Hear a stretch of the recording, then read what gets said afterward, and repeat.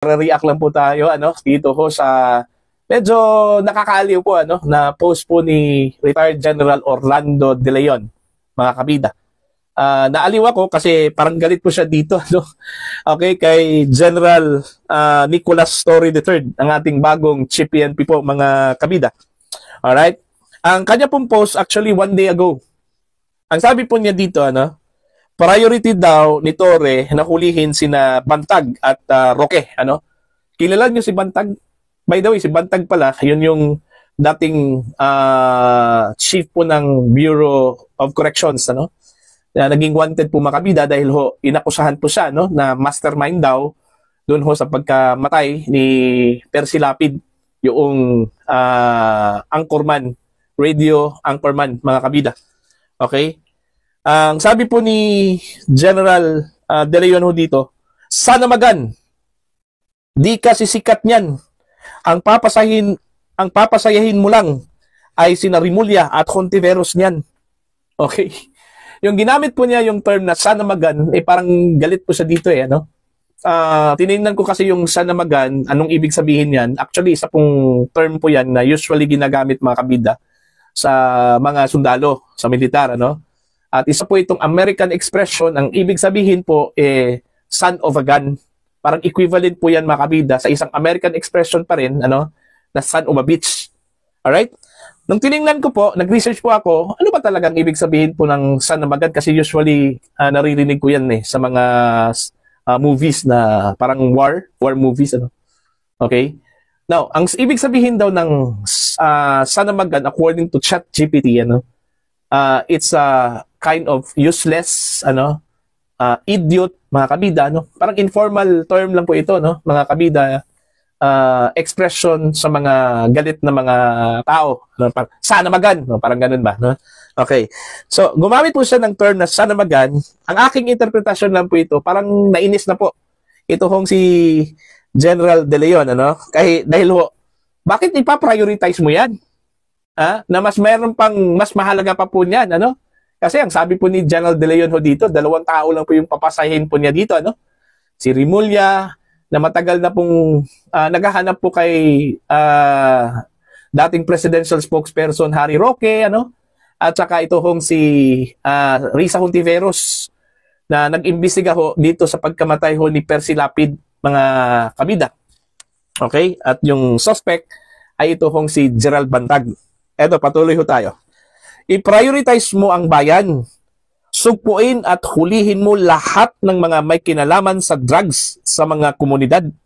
Putrages, sasaya buong bayan yan. Baka gawin ka pang santo. Parang galit na rin dito si General De Leon, ang problema sa iyo, ilang tao na mga GAGO lang ang gusto mong masaya. Ayun.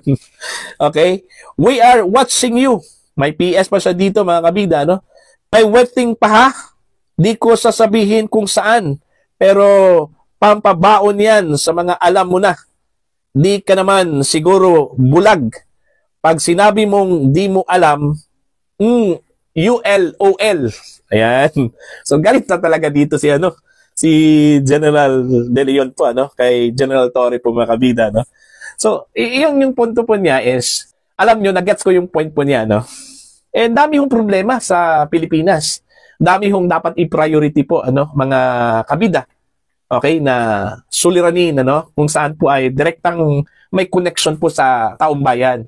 Like yung sinabi po niya, drugs, yung wetting, okay, illegal na sugal, di ba? Mga kabida, yung mga criminality dyan, yung mga criminals dyan, Okay, yung pumapatay ng tao, yung wanted, yung anong tawag po dito? Nangungurakot, pati yan, huhulihin yan. Dapat ni Torre yung dapat i-prioritize kasi yun yung laking problema ngayon sa Pilipinas, mga kabida, Pero ang uunahin doon niya, ito hong si Bantag at ito hong si Roque. Sabi ho ni General De Leon, ano ba yan? Kasi yun yung gusto ng kanyang patron. Parang ganun di ba? Kasi alam naman po natin si Roque, napakalaking critic po ito ng Administrasyong Marcos, mga kabida, Okay? Tama yun si General De Leon. Mas sisikat pa po ito hong si Torre kung ang huhulihin niya ito hong mga naglalakihang source po ng illegal drugs po sa Pilipinas. Okay? Hindi ito hong dalawa. Kasi ang maging masaya lang po niyan mga kabida, ito hong si Rimulya at saka si Hontiveros, ano? At maging ito hong si Pangulong Marcos. Kasi at least mawawala na po yung kanya hong vocal critic po niya, no? Na palagi hong nagpo-post sa Facebook, nagrarant sa Facebook, ano? Ito hong si dating spokesperson Harry Roque, mga kabida. Ayun. So, eto, magbasa ko tayo ng mga mensahe sa kanya hong post, no? Post po ni General De Leon. Actually, yung kanya hong post po mga kabida, one day ago, meron pong 1.1 thousand reactions. Okay? Tapos yung comments po niya ay 83. 62 shares naman po, ano, mga kabida. Eto, babasahin ko lang po yung mga reactions mula sa kanyang mga followers sa Facebook. Okay, mga kabida. Eto, magbasa ho tayo mga kabida. Iilang comments lang po, ano, ang ating babasahin no dito, ano, mga kabida. Hindi niya gagawin yan, sir, kasi boss niya yung unang mahuli. Okay? Tapos ito pa. Sa susunod, siya na ang huhulihin. Okay? Ingat, sir, baka huhulihin ka ni Torre. Pwede pa naman yun kahit walang warrant. Okay? Nabansagan kasi itong si Torre na mahilig daw manghuli po na walang warrant of arrest, ano, mga kabida. No? Okay. Sir, salamat for being vocal against the kabulastugan ng admin, lalo dito sa CPNP. Many of us feel the same way. Alright? Kailangan mahuli si Attorney Roque at Bantag para gagandang ekonomiya sa Pinas. Kaya priority, ha ha ha. Okay, yun yung sinabi po niya, no? Opinion po niya mga kabida. Daming pusher sa hulo kung saan ka pinanganak. Sana bigyan mo din ng pansin, Diwata. Ayan. Ito pa. Paano niya maiuwi si Roque? Sinabi nga ni Roque a few days ago sa kanyang FB page na malabo na nila ako maiuwi sa Pilipinas dahil aking passport o Philippine passport ay